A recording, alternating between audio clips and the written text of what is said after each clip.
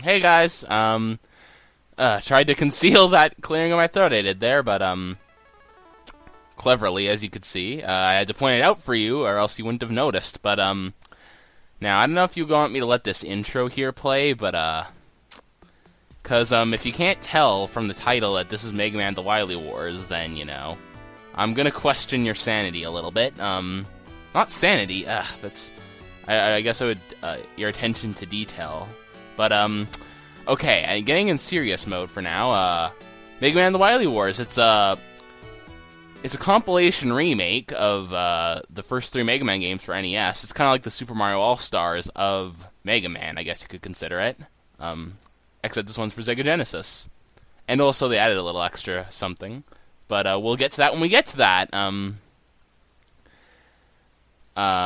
Also, since all original NES games used mostly the same engine, this game uses exactly the same engine for all 3 of the games, so yay. As you can see, Mega Man 2, and Mega Man 3.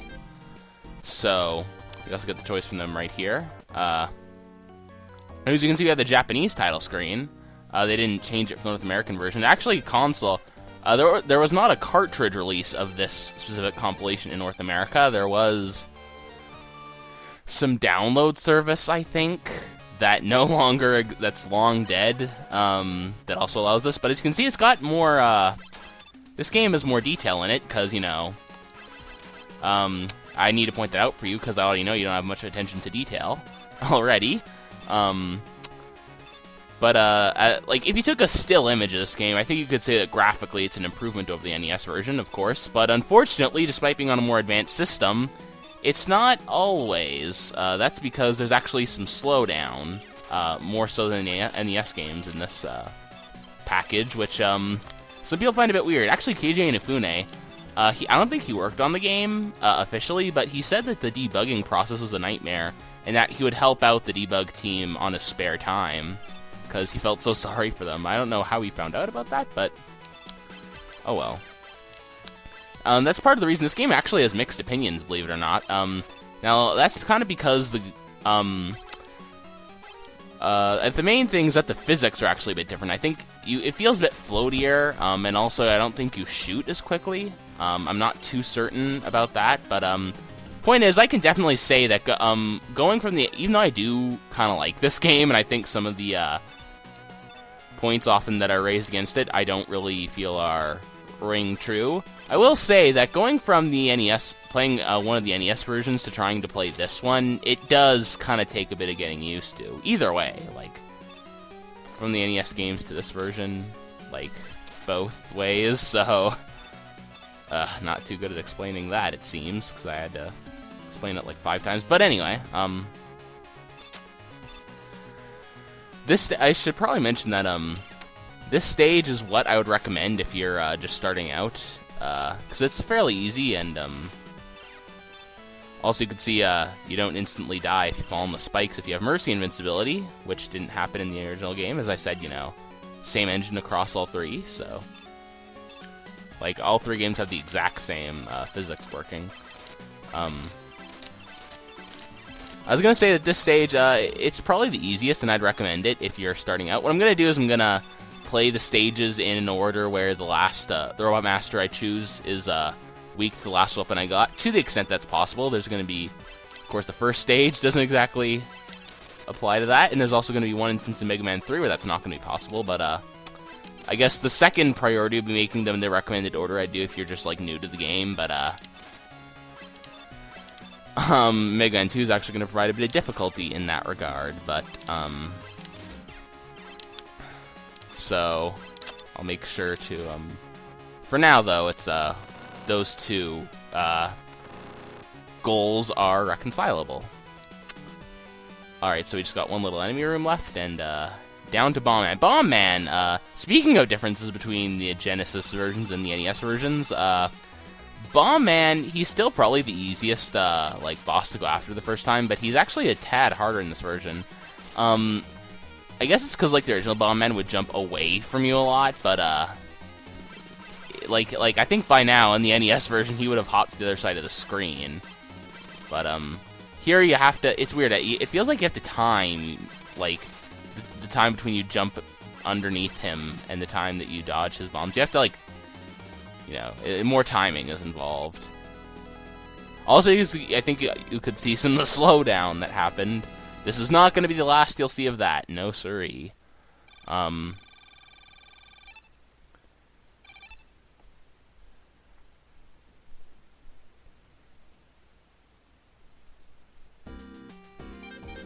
So, also, if you didn't notice, this game is a save feature, which is nice.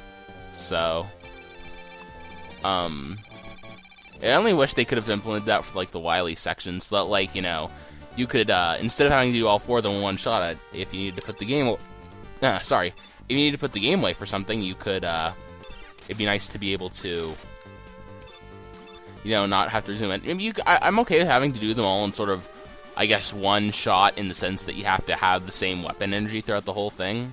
I actually do kind of like that. It makes you manage your weapon energy better, if I can speak. But it'd be nice to not have to do it all in one, like, all 4 stages, you know, in one sitting, specifically. You know, if you wanted the option to. It's not too cumbersome as it is to go through all of it in just one shot, but it'd be nice to have that option. I rephrased the exact same thing twice. I actually have a friend who tells me that oftentimes when I say something, I'll act like I'm gonna phrase it one way, and then I'll switch to another mid-sentence. So I'm not sure if that's what you're getting here, but that's I have not really much of a clue. So down here we got kind of a more troublesome enemy. This guy kind of takes a lot of shots to kill, and he'll do, like, short jumps and high jumps, and it's a bit difficult to tell which. Not difficult, you're not going to be able to just predict which one he's going to do until it happens, in which case you're not really predicting, are you? Also, those metals, they're not going to be the last. Metals, I'm not too sure. So yeah, as I said earlier, weaknesses, last Rock Master I did, he's weak to the bomb, Hyper Bomb specifically. Avoids me having to tell you which weaknesses beforehand, I guess. That little bit of time. Gutsman is not that difficult to do with just the Mega Buster, though, so if he's another good option to start off with first, but for certain reasons beyond just the difficulty of the game, I also recommend you take Gutsman on early, because you'll see. Speaking of Gutsman's choice, his weapon, the Super Arm, it will allow you to throw blocks that you see in the terrain, and you might think, if you look at it right here, you might think to yourself, oh, okay, it looks good, it does a lot of damage, it has kind of covers a large portion of the screen, it spreads out a lot, that should be good, right? Just so long as you have some ammunition, you have some of the blocks in your stage. Well, Cutman and Elecman are the only stages that actually have these, and Cutman, I should say, is pretty sparingly at that. Like, you only have or Elecman only has it very sparingly. Cutman has it, it's useful in the Cutman stage, and there's also, I've counted 4 screens in the Wily stage, and 1 instance in the Elecman stage, and nowhere else. That might have sounded like a long list, but it's not a very high percentage of the game. Not as much as it should be, anyway. So, yes, that's not the best situation. Thankfully, though, in the earlier portions of the game, that's one of the reasons I'd recommend doing him before you do Cutman. So, you have to, if you shoehorn it in, you can make it useful, basically. Well, I shouldn't say shoehorn in general. It is Cutman's weakness, so... Not that he's really that difficult with a Mega Buster, but, for certain reasons, you might want to do... Even so, you might want to do, it in the order of Gutsman, Cutman, and Elecman at some point in the game. At some point in your run, you want to do it in that order. Oh, and speaking of weapons that are kind of the Hyper Bomb is also... It's good, because Bomb Man is, as I said, a recommended person to do first, it's good now, but once you get the pretty much like most of the other weapons can do anything it can do better, quite frankly. Like, I don't know, after you get the Thunder Beam and the Firestorm, I don't really see what it does. It just takes too long. It does a lot of damage, I guess, but it takes, you know, Thunder Beam does that, and it does, you don't have to wait for it to blow up or anything, so. Thankfully, in Mega Man Powered Up, they actually nerfed them a bit. I should probably mention the Thunder Beam and the Firestorm are actually kind of overpowered in this game. And thankfully, in a Mega Man Powered Up, which is a PSP reboot of this whole series, they actually changed it. They made it consume a lot more weapon energy, so they weren't quite as overpowered, which is nice. Also, just to demonstrate right now, you can beat him in 2 hits with them. Of course, you only have 2 shots in the entire room, so you better use them carefully. And they also don't respawn if you die and you have to come back in here, so make sure you can beat him with the Mega Buster, if need be, because, I mean, you might miss one of them, so. Plus, it's pretty easy, so, in both versions, so I would just, in general, would want to make sure you could defeat him. The polar opposite of that would be Elecman. He is the one boss here I refuse to do Buster only. Because he, in the Genesis version only, I might add, he's actually harder in the Genesis version than the NES version. He's considered pretty difficult in the NES version, so. What makes him so bad? Well, also, if you're gonna be me and not be an idiot, use that, rolling cutter down there. But, in the NES version, like, he attacked, very quickly. He covered up a lot of the screen, and his attacks did a lot of damage, so it was the worst of both worlds. The trick to him was you had to get close to him, and he would hop over you and fire a Thunder Beam, which is weird, and the whole battle is after that is kind of about staying as close to him as possible. Here, that just doesn't work. Either that or, I've tried it, it kind of works. It is a bit of a different timing to it, I feel like. So, it's kind of the case where it's like, I just don't really feel like learning a new one again, so I'm just gonna go ahead and use the rolling cutter against him. Because the rolling cutter does a lot of damage to him, so. At that point, it becomes kinda, you know, he might get you, but, you also have a fairly large ability to get him. I almost thought I slipped down there, but, it's doable at that point. So I shouldn't have over-dramatized it like I'm not going to do him Buster only, because it's not really for his fault. But, also those green things down there, they used to be kind of annoying for some reason, but nowadays I just don't. I don't know, for some reason they aren't annoying.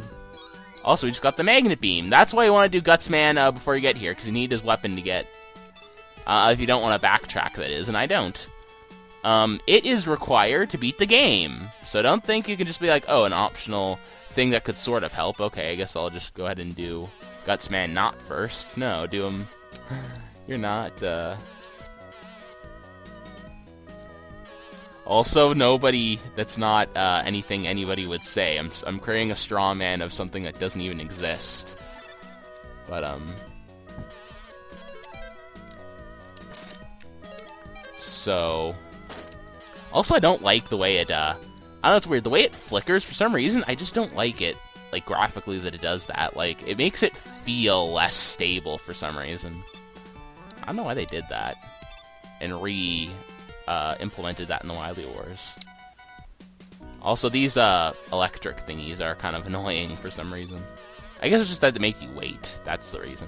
Also, this is probably the most, problematically placed, Stomper guy in the entire game, really. So, thank goodness we got past that unscathed. He does a lot of damage to you, and you don't really do a lot of damage to it, so bypassing it is almost the only way to go. So yeah, more waiting. Not exactly the best way to spend a day, but hey, you know, it's So he has Guts blocks on the other side of his thing. It makes it a little bit harder since, you know, less of an arena to fight him in exists. That was a weird way to order that sentence. So something a bit weird about the rolling cutter I've noticed, and thank goodness I beat him. I was worried I'd have to like retry that, which is annoying for people to view. But as I was saying, the rolling cutter you can only throw like, I think it's like 2 in the powered up it's 2 at a time, but or at least if you're Cut Man himself. Sheesh, actually, I'm about to make a complaint, and I just realized I might not fully be remembering things correctly. I barely use the rolling cutter, is the point. But I forget if you can use it like more than once per time, because I'll test that theory right now, because we have a good enemy to test it on, actually. This guy, yep, nope, you can only throw one at a time. This enemy right here, if you hit their body, their head will still survive, and it'll actually float above and kill you, so they would be better off just having their head, you know, having only the head, because it can come apart and kill you. But I just realized rolling cutter is actually a pretty efficient way to take them out, because it's probably going to hit their head, so. Also, water physics, they exist now, because all 3 games, same engine use. If you rearrange those words, they make a sentence, I think. So, Thunder Beam, yeah, pretty overpowered, if you can see. This is why, thankfully, they made it use a lot of weapon energy, so. Hey, if then again, if Luckman is cheap when using it on us, I think it's fair that it's cheap when we use it on enemies, okay? So, you could use a Magnet Beam through a section. In the NES version, I don't usually use the Magnet Beam in the stage, because, but for some reason, the change in physics in this game kind of messes me up a little bit. I don't know how fully. It just happens to me, and I don't really know why, which is the scary thing. It's not just a scary thing, it's the scary thing. And also what's scary is when I accidentally put platforms above where I can see them, so I don't know where they start or end. Also, nice mountains in the background there.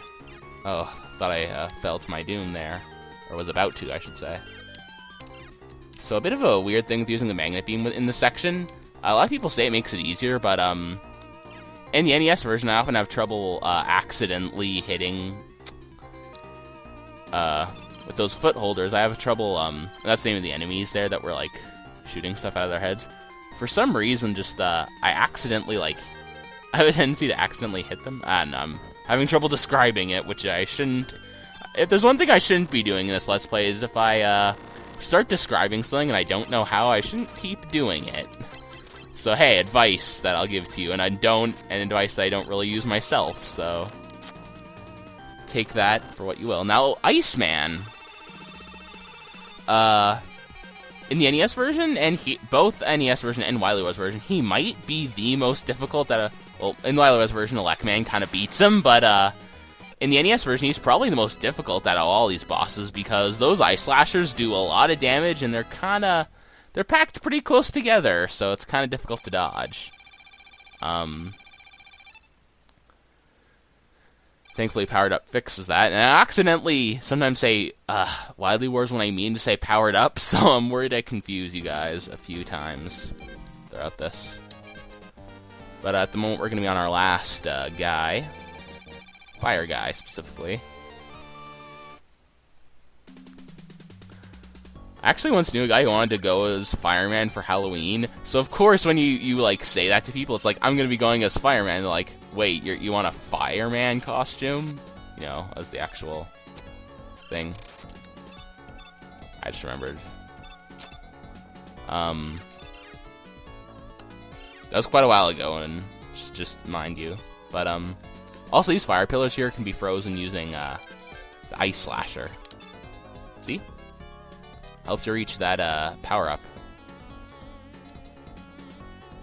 Also, why'd they include these power-ups so early in the stage?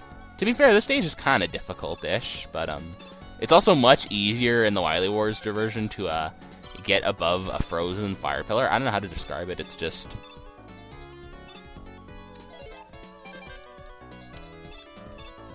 Yeah, they sort of make things easier. Also, this is a hole in this version. Yeah, there they just forgot to add some block textures to there, and it was actually not a place you could fall down, but now you can. Now this next section up here, I'm kind of not really too... I know it's doable to just dodge it, but you have to be really precise. Thankfully, they don't do a lot of damage, so if you don't have the magnet beam up here by now, it's you know, it's totally good. You're probably not going to die from it. Just if you're doing a perfect run, I unfortunately can't help you, but thankfully I'm not doing a perfect run.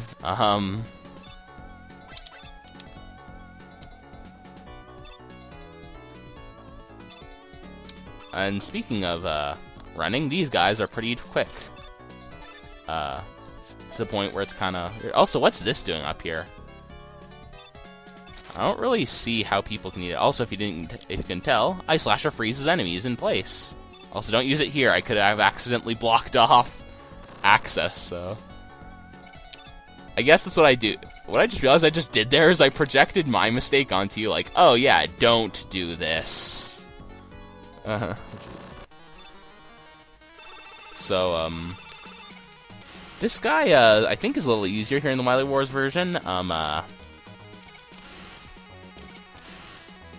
think, anyway.